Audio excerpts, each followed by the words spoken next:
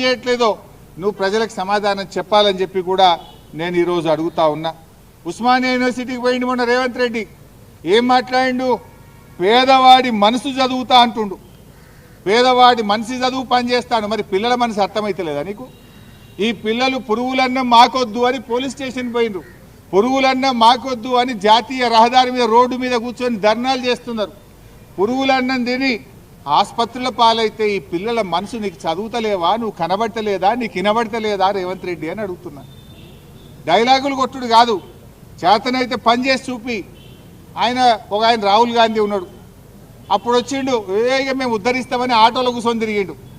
ఆటోలలో అందరు కాంగ్రెస్ పార్టీకి ఓటేయండి అన్నాడు. అశోక్ నగర్కి పోయి మీ పిల్లలంతా ఉద్యోగాలు ఇవ్వండి, మీకు నౌకర్లు ఇస్తా అని మాట్లాడిండు.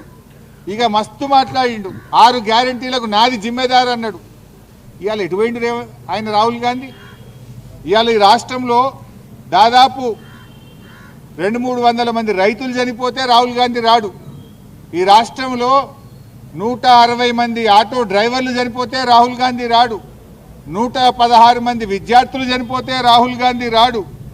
42% బీసీలకు రిజర్వేషన్ ఇవ్వకపోతే పోరాటాలు జరిగితే రాహుల్ గాంధీ రాడు. కానీ రేవంత్ రెడ్డి ఫుట్బాల్ ఆడితే చూడనీకి వస్తాడు ఢిల్లీకి వెళ్ళి. వా రాహుల్ గాంధీ నీతి, నువ్వు ఎంత గొప్పనివే. ఓట్ల ముందు మాత్రం ఆటోలు ఎక్కుతావు, లైబ్రరీలు తిరుగుతావు, రైతుల కోసం వరంగల్కి వచ్చి డిక్లరేషన్ పెడతావు. ఇప్పుడు రైతులు చేస్తే రావు, పిల్లలు చేస్తే రావు, ఆటో డ్రైవర్లు చేస్తే రావు, పిల్లలు రోడ్డు ఎక్కితే పట్టించుకోవు. రేవంత్ రెడ్డి ఫుట్బాల్ ఆడితే చూడనీకి వస్తుండు రాహుల్ గాంధీ. ఇది కాంగ్రెస్ పార్టీ విధానం. దీన్ని బట్టి అర్థం చేసుకోవచ్చు కాంగ్రెస్ పార్టీకి పేదలంటే, ప్రజలంటే ఏ పార్టీ చిత్తశుద్ధి ఉన్నదో అర్థమవుతుంది. ఓడదాటేదాకా ఓడమల్లప్ప, ఓడదాటినాక బోడమల్లప్ప అన్నట్టున్నది. ఎలక్షన్ల ముందు అన్ని ఆటోలు ఎక్కిండ్రు, రైతుల చుట్టూ తిరిగిండ్రు, పిల్లల చుట్టూ తిరిగిండ్రు, కాళ్ళల్లో మొక్కిండ్రు, చేతులలో పట్టిండ్రు, హామీలు ఇచ్చిండ్రు, గ్యారంటీలు ఇచ్చిండ్రు, బాండ్ పేపర్లు ఇచ్చిండ్రు, ఫుల్ పేజ్ యాడ్లు ఇచ్చిండ్రు, టీవీల ముందు గొప్ప గొప్పగా అరచేతిలో వైకంఠం చూపించిండ్రు. గెలిచి 2 ఏళ్ళు అయింది. ప్రజల్ని ఇలా గుండెల మీద అంతా ఉన్నారు. ఎక్కడ ఎందుకు రాడు రాహుల్ గాంధీ? రాహుల్ గాంధీ నువ్వు రేవంత్ రెడ్డిని ఏమైందా అని 2 లక్షల ఉద్యోగాలను ఎందుకు అడగవు? అవ్వా తాతకు 4000 పింఛన్ ఏమైందని ఎందుకు అడగవు? అక్కా చెల్లెలకు 2500 మహాలక్ష్మి గురించి ఎందుకు అడగవు? పిల్లలు గురుకుల పాఠశాలల్లో పాపం పురుగులన్నం తిని ఆగమైతుంటే అన్నం పెట్టే తెలివి లేదా రేవంత్ రెడ్డి అని అడగవా నువ్వు? ఆయన పిలుస్తాడట, ఈయన ఉరికొస్తాడట, స్పెషల్ ఫ్లైట్లు. ఇక రేవంత్ రెడ్డి ఆడే ఫుట్బాల్ చూడడానికి ఆయన ప్రత్యేక విమానం వేసుకొని ఢిల్లీకి వెళ్ళి వచ్చి రాహుల్ గాంధీ గారు రేవంత్ ఆటను చూసి ఆయన పరితపిస్తాడట. అయ్యా రాహుల్ గాంధీ గారు, రేవంత్ ఆట చూస్తావో ఏం చేస్తావో నీ ఇష్టం.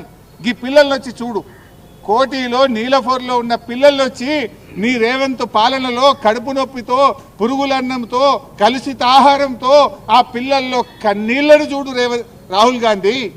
నీ రేవంత్ రెడ్డి పాలన ఎంత అధ్వాన్నంగా, ఎంత దరిద్రంగా ఉందో మేం చెప్పుడు కాదు.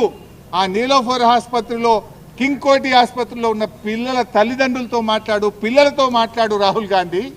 నీకు మనసు ఉంటే, నీకు చిత్తశుద్ధి ఉంటే, నువ్వు ఒక ప్రతిపక్ష నాయకుడివైతే ఈ పిల్లల బాధలు విను. ఇకనైనా పురుగులన్నం చాలించండి, పిల్లలకు కడుపు నిండా ఇంత అన్నం పెట్టండి, పిల్లల ఆరోగ్యాన్ని కాపాడండి. రేవంత్ పాలనలో పిల్లలు ఏమంటున్నారంటే, ఇక నేను నీ గురుకుల పాఠశాలకు, నేను ఇంటికే పోతా అంటున్నాను. అంటే గురుకుల పాఠశాలల ప్రతిష్ట దెబ్బతీస్తున్నావు, ప్రభుత్వ పాఠశాలల ప్రతిష్ట దెబ్బతీస్తున్నావు. పిల్లలు గురుకులాలకు పోవాలంటే భయపడే రోజులు వచ్చినాయి నీ కాలంలో. సిగ్గుతో తలదించుకో. ఏ మొహం పెట్టుకొని ఫుట్బాల్ షోకులు పెట్టుకుంటున్నావు నువ్వు? పిల్లలు దవాఖానలలో పట్టే నీ మంత్రి రాడు, నువ్వు రాడు, నీకు టైం దొరకది. నువ్వు ఫుట్బాల్ కోసం ప్రాక్టీస్ చేస్తున్నావు నువ్వు. వీడికి వస్తే అల్ట్రాసౌండ్ చేయలే పిల్లలకు.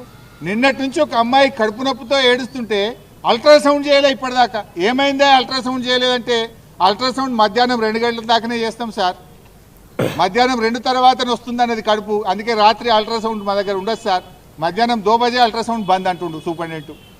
ఇక సిటీ స్కాన్ దగ్గర పోయినా, సిటీ స్కాన్కు పేద తాళం వేసి పెట్టిరు కింగ్ కోటి ఆసుపత్రిలో.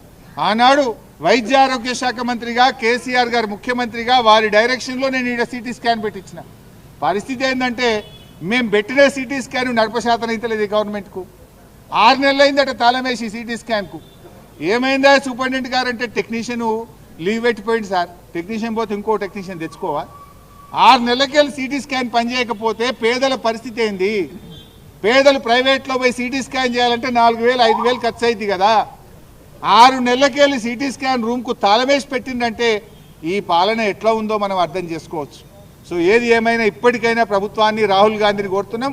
రాహుల్ గాంధీ ఫుట్బాల్ చూసుడు కాదు, ఈ పిల్లల్ని చూడొచ్చి కోటిలో నీలఫర్లో ఉన్న పిల్లల కడుపు నొప్పితో బాధపడుతున్న పిల్లల్ని చూడు, కనికరం చూపు, రేవంత్ రెడ్డికి డైరెక్షన్ ఇచ్చి ఇలాంటి పునరావృతం కాకుండా చేయాలని చెప్పి డిమాండ్ చేస్తున్నాం.